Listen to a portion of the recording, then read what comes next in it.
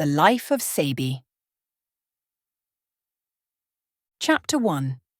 Ceibi Dandelion. Dandelion is a noble woman who started with nothing and has since been working herself up that ladder of life. She is known as the matriarch of House Dandelion and the Grand Distributor.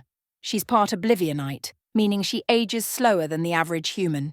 She is a complex person who has lived many lives in one. Born as Ceibi Kayak, she was left in the town of Amos in Ethuah'tli to be taken care of by two caretakers, Aya and Meridak.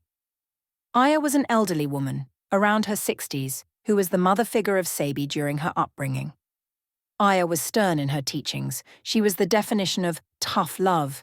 Her husband, Meridak, was a humble merchant who travelled through all of Ethuah'tli. He would teach Ceibi about the merchant world and some street smarts. Ceibi had a simple life until Aya fell incredibly ill. Meridak left the two in search of medical help. Weeks went by, and there was no sign of help anywhere. Ceibi tried to look for help around Amos, but when she returned home, she found Aya on the floor. The disease got to Aya, and she passed away. Starving and with nothing to lose, Ceibi turned to banditry as a way to survive. Along the way, she met other young bandits and formed a team. In the team were Amare, Mataki, Bazi, and Ceibi herself. Chapter 2. During their 5-year reign, the gang travelled through small towns around Ethuah'tli. They were successful until the gang travelled to Arak.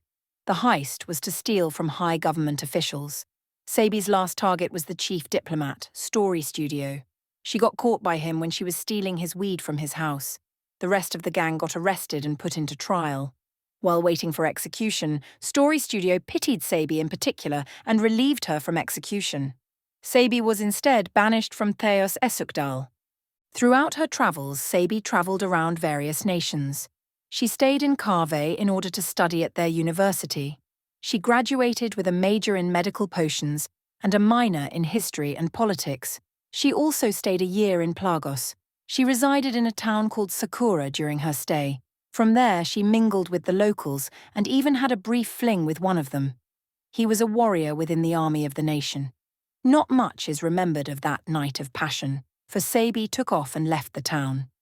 On her way, Ceibi stopped in a town called Tavara because she was not feeling very well. While walking, she fainted and fell in the middle of a street. Ceibi later woke up in an unknown bed that was later known to be a doctor's bed. By surprise, the doctor announced that she was pregnant. At first, Ceibi felt joy, for she was not going to be alone anymore, but then she began to worry. For how was she going to care for this kid, or if she was applying for the job? She decided to stay in the town until it was time to give birth. During that time, Ceibi went back to Sakura.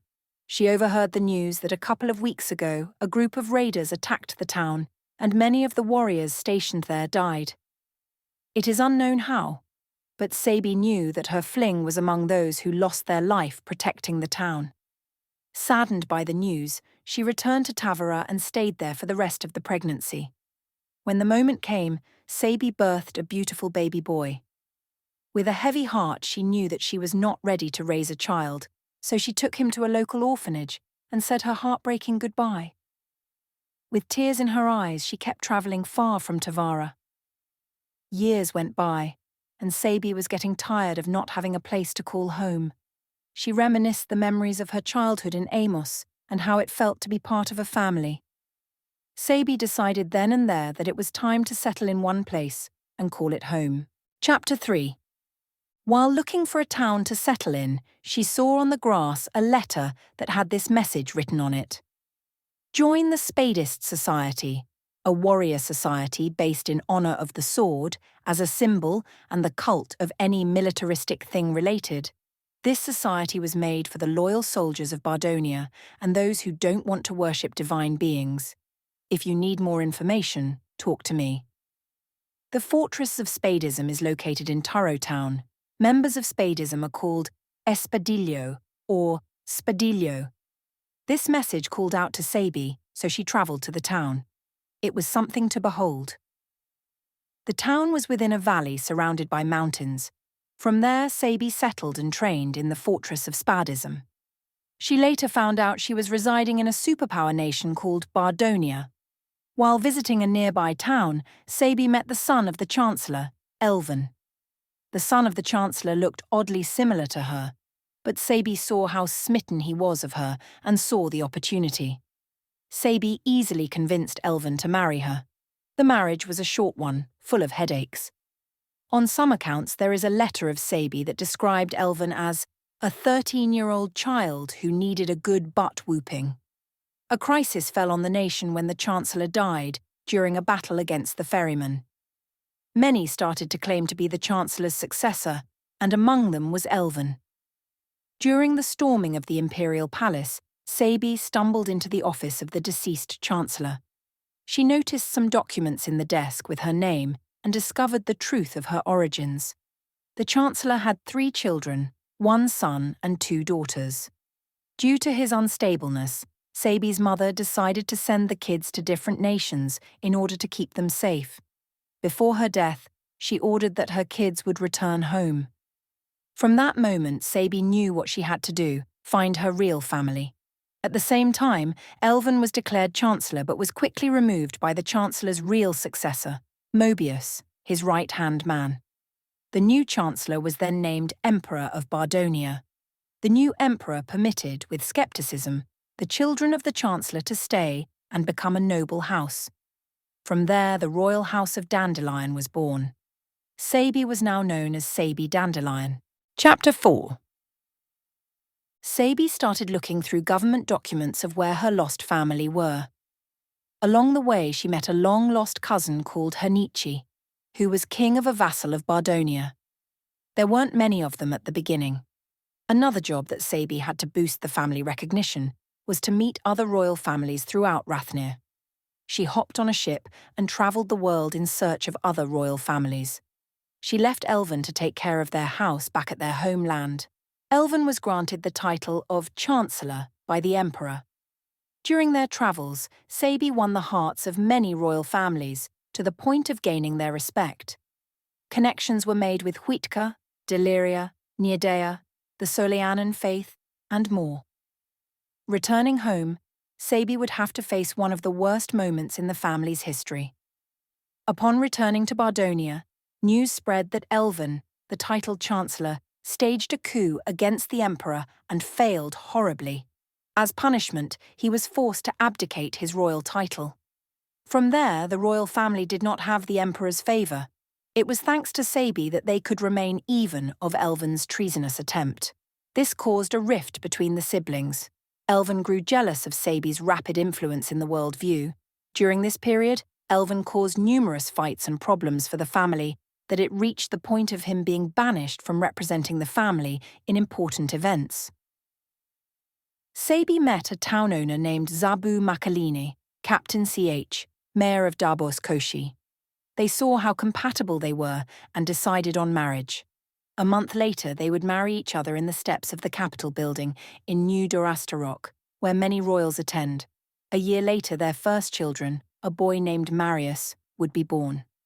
She later birthed a daughter, which she named Ceibi Dandelion.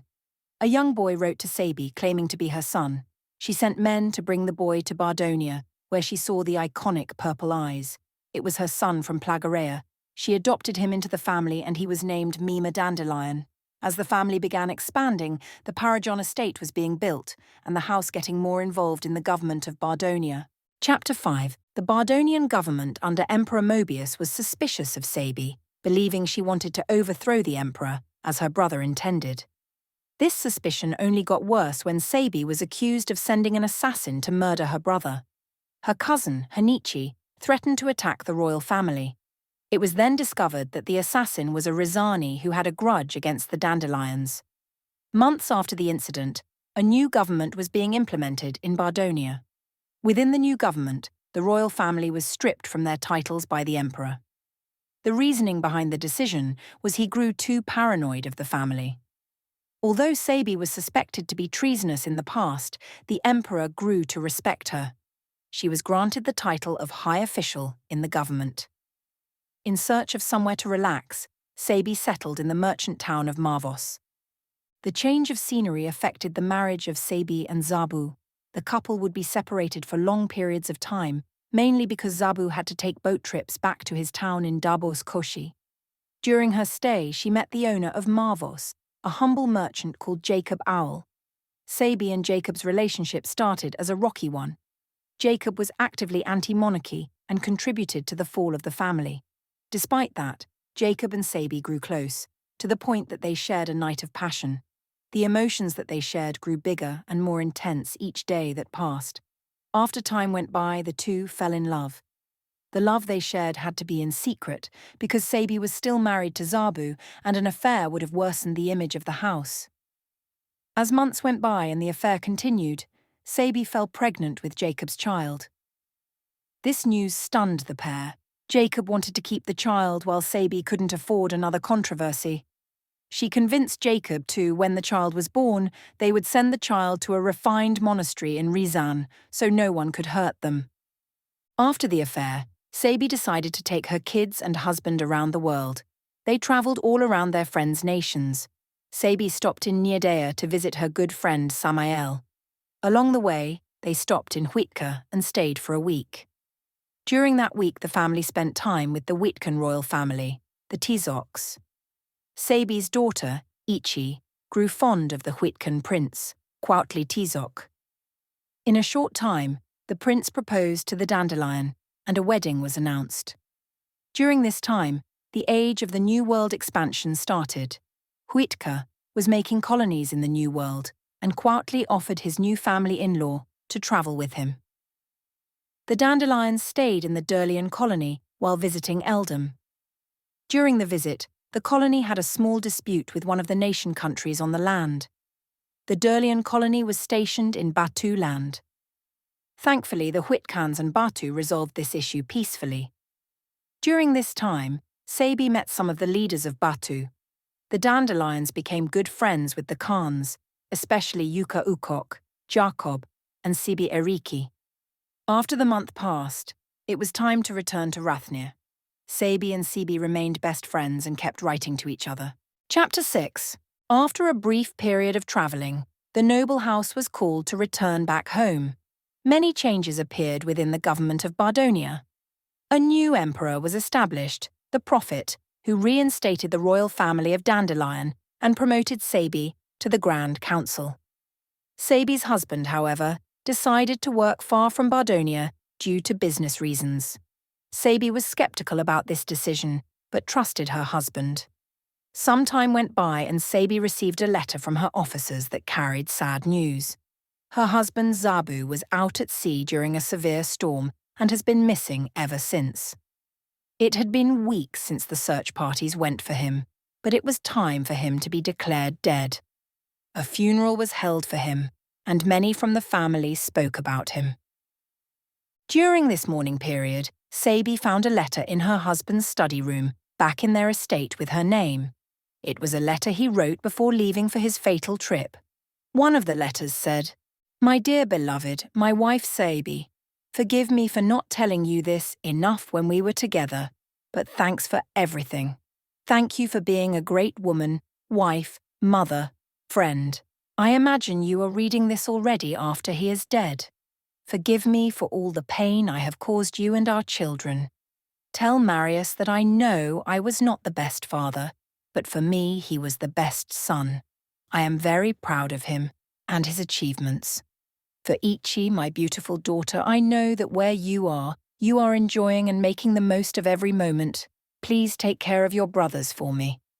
And for Mema, I don't have much to say except that I love you as my son. Although we are not blood, I have always seen you as my son and loved you as one. Please tell all of them my message, Ceibi, because I know I won't be able to do it. Please excuse me for the burden I have left you with these secret documents. All this information was not doing me any good, and I felt that soon they were going to find me. You can accuse me as a traitor, but just remember that I did it for the love I have for my country and my family." Inside the envelope contained treasonous information that Zabu was working on for years. Ceibi held a meeting with the emperor and the council, although her husband had already sent each a letter explaining his situation. The emperor then declared him a traitor and that he would be exiled and killed if ever seen. She wasn't punished then and there, but this would have an effect later on. Chapter 7. During this time, tension between Bardonia and Ryzan was growing. The prophet decided that it was enough and that it was time to conquer Ryzan. Many Bardonians rallied for the event. Among those, Ceibi was missing, for she was at the time helping Ceibi, who fled from a crisis in Batu.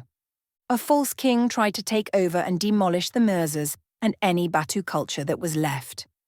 Ceibi brought it up with the council, pleading that we aid them, and in return, they would be under Bardonian rule. After much hesitation, the prophet agreed to help Batu and establish the ETC. When Ceibi returned from Eldam, she saw that Ryzan no longer existed. Now there was just Westreach, and their Tsar was Jacob Azurov. The battle was a success, but along the way Ceibi lost her cousin Hernitsi to the battle. After some time had passed, Ceibi rekindled with her old love Jacob, the new Tsar of Westreach and father of 3 sons. The love they shared never faded, and after a year, Ceibi accepted Jacob's proposal. Jacob introduced his kids to Ceibi, one of his kids being the love child between him and Ceibi, Kino Azarov. Ceibi was overjoyed to see the purple eyes that the child had. A new age was coming as the sun rose. Chapter 8. The year started with bliss, as Ceibi was on her way to marry the love of her life, Jacob Azarov. They got married on the steps of Volkorogrod, in front of the palace. Both were also crowned as Tsar and Tsarina. Being a Grand Council member, and Tsarina was a heavy burden for Ceibi. She had a huge workload that would cause her sleepless nights. She decided to focus on her homeland instead, and decided to move to the first town she ever lived, in Bardonia, Toro Town. The town was left abandoned, and from there Ceibi decided to make it her own home. It was renamed Dazovas. Months went by, and it seems that there was some peace finally.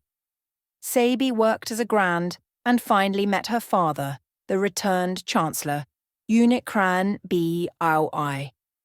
It was awkward at first, only because the Chancellor had no idea he had a daughter. After some conversation, it seemed that there was closure. Her son Memer married, and everything seemed good. It wasn't until one day Ceibi was in the old town of Dorasterok. She walked through the empty streets and heard a voice that she never thought to hear again. She turned around and saw the once thought to be dead Zabu, her dead husband. He explained how he faked his own death in order to flee from the Chancellor's wrath. Full of anger and betrayal, Ceibi lunged at Zabu and attacked him. They fought for a while until Ceibi had her sword barely touching Zabu's neck. She thought about all the pain he caused her, but also it was the man she once cared for. She ultimately spared him and told him to leave Bardonia forever, or else his head was going to be in a golden platter. Ceibi returned to her home and spoke nothing of the event. She knew that if word got out, it would be dangerous. Chapter 9.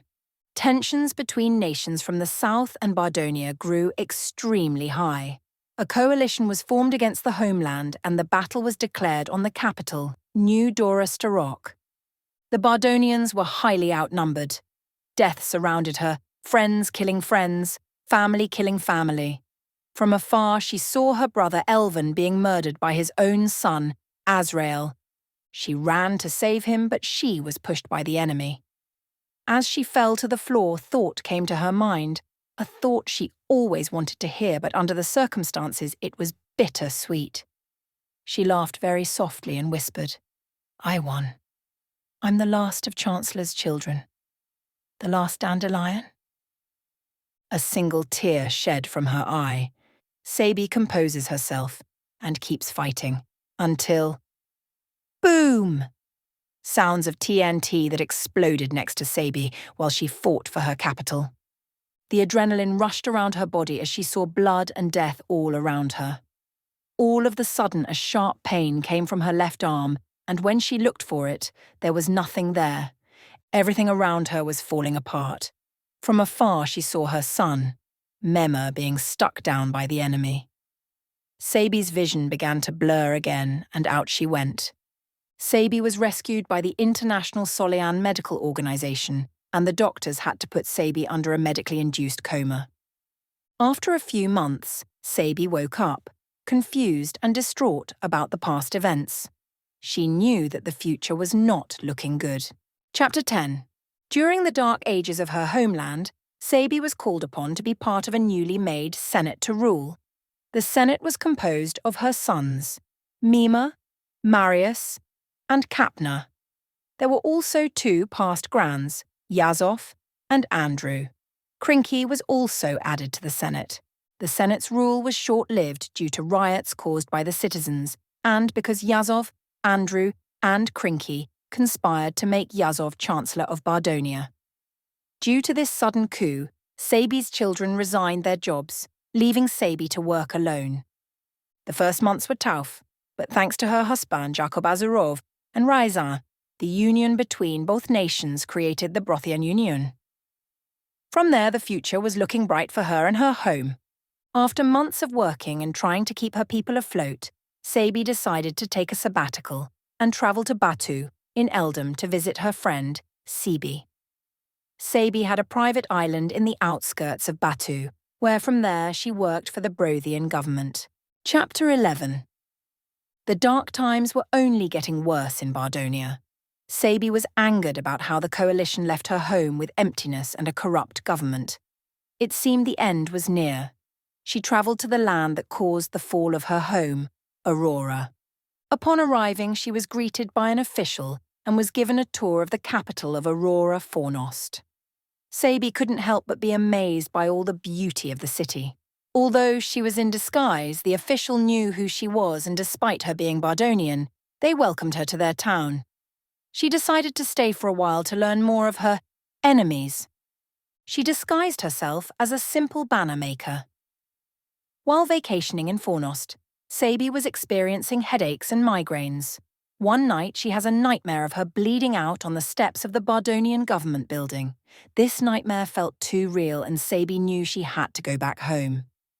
While on her way, she was walking to the meeting where she would die at. She passes a man sitting on a sidewalk in a cloak, and when Ceibi was a few steps past him, the man began speaking and said, "The dream happened for a reason, but unto you I will revealeth its purpose. Its purpose is to show how corrupt they are.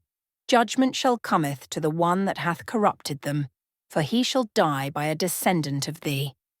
As for the ones that'll slay thee, they shall die in their own way apart from the hand of thine descendant, and they were manipulated.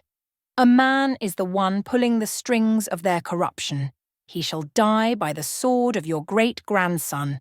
This I prophesied." The cloaked man rises and walks toward where Ceibi came from. The encounter spooked Ceibi as the man knew her nightmare. Sadly, she shrugged it off and was focused on the possibility of her death, and she continued onward. Upon arriving at Dorosterok, her heart fell in despair. Esharian banners everywhere, replacing the Bardonian banners. Ceibi got to the government building, taking a deep breath and preparing herself to see what was waiting for her. Entering the meeting room, she saw her fellow grands and the Emperor of Escharia. They explained how Bardonia's independence was no more, and that we were now under Escharian law. Out of nowhere, Escarian guards locked the doors behind her. She demanded to know what that had to do with her. They proceeded to accuse her of conspiring with Aurora against her own nation. They gave Ceibi an ultimatum to choose between the 2 countries. Ceibi reflected on the past months in Bardonia and how badly she was treated by her colleagues. With a heavy heart, Ceibi decided to stay with the Aurorans, for she knew her family and she weren't going to be safe in the empty shell of Bardonia. As she turned around to leave, she felt a sharp pain in her abdomen. She was stabbed. Everyone else pursued to stab her excessively. Everyone she knew and worked with betrayed her. Just as she had dreamt, Ceibi was left in a puddle of her own blood. Her life flashed before her eyes, everyone she had loved. She would have loved to have had a last goodbye to her husband Jacob. The last thing she saw was a Bardonian flag being taken down.